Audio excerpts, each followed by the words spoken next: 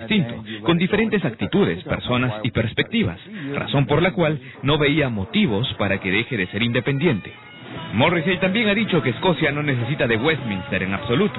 Por esto apoya la independencia de la nación, al igual que el grupo Franz Ferdinand, formado en su mayoría por ingleses, pero con afinidad a la causa escocesa. Muy bien, curioso pues todos los artistas que están participando, pero sobre todo llama la atención la campaña. Yo te digo que los ingleses son más fríos, lo que dicen flemáticos, en los cuales mantenían las formas, pero han cambiado muchísimo en esta campaña para tratar de apelar los sentimientos y lograr que Escocia se mantenga en el Reino Unido. Es que no es una campaña común y corriente de elección de parlamentarios y por ende de primer ministro. Es una campaña que puede llevar a la división de un país, ¿no? Y creo que eso, ante la posibilidad real de que suceda, ha llevado pues a este tipo de situaciones en donde a este pueblo caracterizado por su fealdad, pues ahora lo vemos pues muy comprometido y apelando a temas sentimentales o temas vinculados con la historia entre ambos pueblos, para ya sea romper o ya sea que consolidar o que esta relación siga estando unida. Me parece que por ahí va el tema. Mire, pero es a partir del viernes, o sea, ya con los resultados que hay, ¿cómo puede ser la situación en Escocia? Estamos hablando de que no se ha definido cuál sería la moneda, la divisa que tendría el país, qué pasaría con el petróleo, sí, qué pasaría con muchas cosas. O sea, sí, eso es un cambio radical para Escocia. Sí, sea cual sea el resultado, ya sea el no o el sí quien gane, creo que al día siguiente van a tener que salir, van a tener que darse acuerdos para ya sea planear cómo hacer pues la disolución, o ya sea planear cuáles van a ser las propuestas a adoptar por Londres para darle mayor autonomía a Escocia. Es decir, cualquiera sea el resultado, yo creo que al día siguiente va a haber mucho trabajo, ya sea por los independentistas, que van a tener que negociar con Londres una serie de temas, el tema del petróleo, el tema de la moneda, el tema de los bancos, el tema de una serie de regulaciones que van a tener que algunas desaparecer y algunas continuar. Y por otro lado, pues si gana el no, pues los sectores unionistas o los que quieren conservar su pertenencia al Reino Unido van a tener que conversar con Londres para ver si todas estas promesas que escuchamos estos días se hacen realidad en el corto plazo y no son pues una mentira más. Claro, porque de no darse, por ejemplo, si gana el no, ¿hay la posibilidad de que puedan solicitar una vez más un nuevo referéndum? O sea, es algo, porque de no cumplir con las promesas, eso va a molestar muchísimo pues a la población. Yo creo que ese es un tema importante, porque si uno se da cuenta cuáles son los sectores de la población en Escocia que más apoyan la independencia, son los sectores más jóvenes, mientras los sectores mayores son los que apoyan pues la pertenencia al Reino Unido. Y ese tema es fundamental, porque yo creo que estamos generando el germen, si es que no sean esos cambios propuestos, de que haya una nueva convocatoria, como luego en Quebec, donde han habido 2 convocatorias y nadie niega que posiblemente en algún momento haya una tercera convocatoria de referéndum. Así yo creo que si estas promesas no se cumplen, estamos cercanos a pensar en el mediano plazo en ahora sí una independencia en caso de que no gane, ¿no? Que es una posibilidad. Si él sí gana, hay temas digamos más sensibles, como por ejemplo redactar una constitución que no existiría para el caso escocés, plantear elecciones nacionales, plantear una fecha donde se declara independencia. Es decir, hay una serie de elementos que se van a tener que coordinar con Londres para llevar a cabo pacíficamente esta partición. Muy bien, vamos a ir con otras informaciones. Ahora, en simultáneo, el Parlamento ucraniano y el europeo aprobaron el acuerdo de asociación con la Unión Europea que desató, como sabemos, toda la crisis en el oriente del país.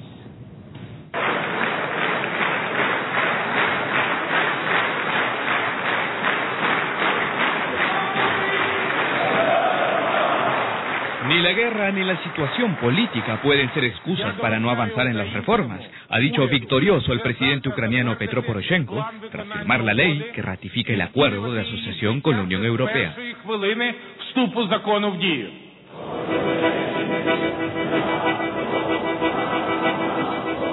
Como se recuerda, el camino hacia este acuerdo de asociación ha sido muy duro y complicado, costando incluso Crimea, que el gobierno ucraniano pretende recuperar. El mandatario ruso presionó al entonces presidente Víktor Yanukovych a que no lo firme, lo que desató las recordadas protestas del Euromaidán. Al mismo tiempo en que Kiev ratificaba este acuerdo, el Parlamento Europeo hacía lo mismo. Creo que en la historia del parlamentarismo nunca hemos tenido a dos parlamentos votando simultáneamente para ratificar un acuerdo internacional. Se trata de un procedimiento sin precedentes y uno del que debemos estar orgullosos, dijo el presidente del Legislativo Europeo, Martin Schulz.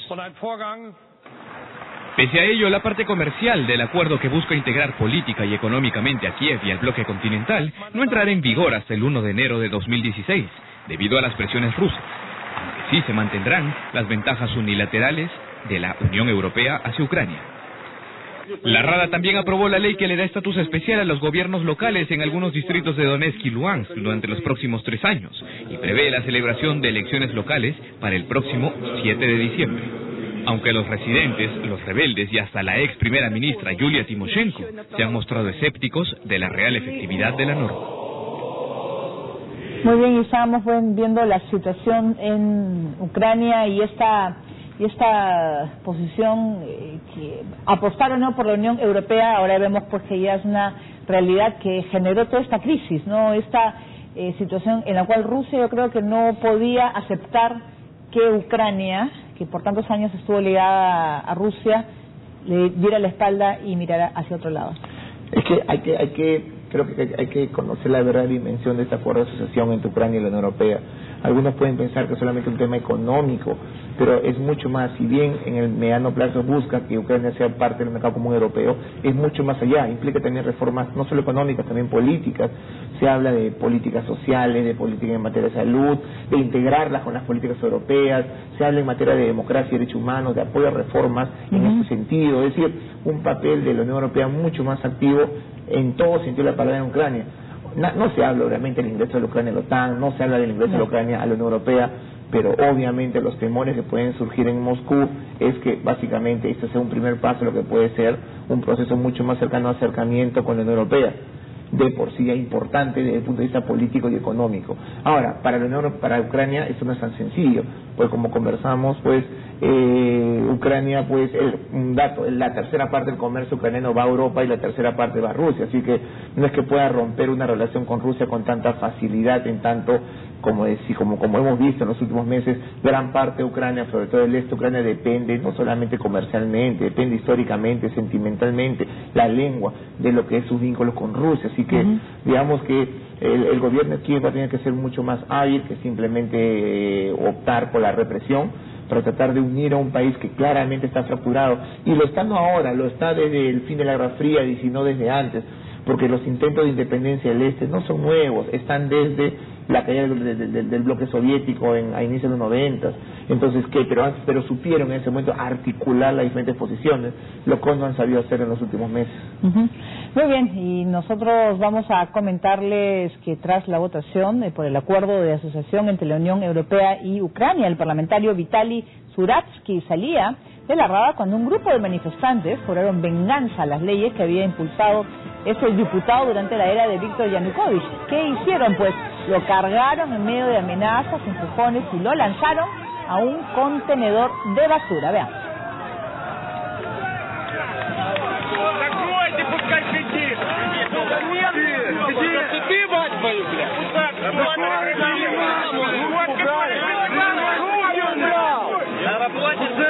El político, como vemos, ucraniano fue humillado de esta manera debido a que impulsó la ley de restricciones a manifestantes, que incluía multas por insultar al gobierno.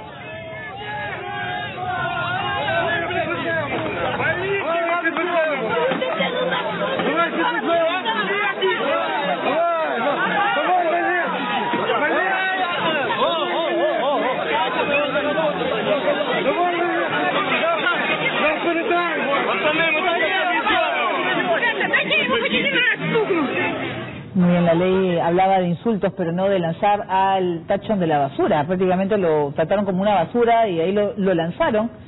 Bueno, se la tenían jurada, se puede decir. Entonces, ese es el rechazo que hay hacia la clase política, no hay una manifestación. Lo que demuestra que todavía los ánimos están caldeados en Ucrania, ¿no? Y lo cual demuestra pues un poco lo que ha sido estos últimos meses de enfrentamiento político y que al parecer todavía sigue estando vigente. Muy bien, nosotros ahora vamos a regresar a América Latina. El gobierno de Argentina evalúa la expulsión del embajador de Estados Unidos. Las relaciones bilaterales entre el gobierno de Buenos Aires y Washington continúan sin mejorar. Al clima de tensión se suma el malestar que transmitió la Cancillería argentina por las recientes declaraciones de Kevin Sullivan, embajador de Estados Unidos en ese país. Según los medios locales, el canciller estadounidense se refirió hacia la crisis de la deuda que atraviesa Argentina a consecuencia del fallo de un juez estadounidense favorable a los fondos buitre, que no aceptaron la reestructuración de los bonos argentinos en mora desde la crisis de 2001. Sullivan resaltó la importancia de que el país suramericano salga de la suspensión de pagos para volver al camino del crecimiento económico y atraer a los inversores, palabras que no gustaron nada al canciller argentino. Por medio de un comunicado, Timmermans hizo saber el enérgico rechazo de su gobierno por las impropias declaraciones del diplomático y advirtió que de repetirse este tipo de intromisiones en los asuntos internos de la República Argentina, se adoptarán las más severas medidas estipuladas en la Convención de Viena sobre la conducta de los representantes diplomáticos. Según el artículo 9 de ese tratado, un país está autorizado a determinar la expulsión del representante diplomático de otra nación y comunicar al Estado acreditante que el jefe u otro miembro del personal diplomático de la misión es persona non grata en ese país. Así es, las declaraciones del encargado de negocios que está a cargo de la embajada en Buenos Aires, porque todavía Barack Obama no ha designado al representante estadounidense en ese país, pero había dicho que las declaraciones es importante que Argentina salga de default lo antes posible para poder retomar la senda del crecimiento económico sustentable y atraer la inversión que necesita. Esa fue la frase que lo ha lapidado y ha molestado muchísimo al gobierno argentino. Sí, la posición argentina se sustenta en que no hay una cesación de pagos, es decir, ellos han hecho el pago, lo que pasa es que el pago ha sido bloqueado por un juez.